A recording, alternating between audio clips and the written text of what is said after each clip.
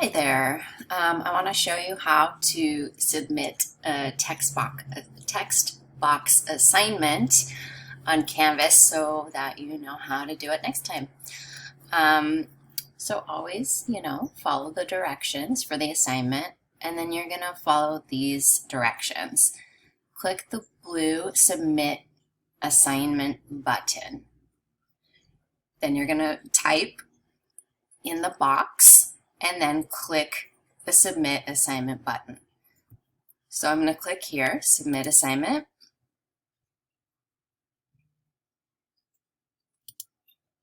And it pops up with a text box. So I can click in the text box. In this case, the only thing I'm supposed to write is I updated my account settings. So I updated my account settings. Okay, so I type in the box and then I click Submit Assignment. When I'm finished, there's a little celebration. And then if I want to change it, I can resubmit again. Okay, I hope that helps.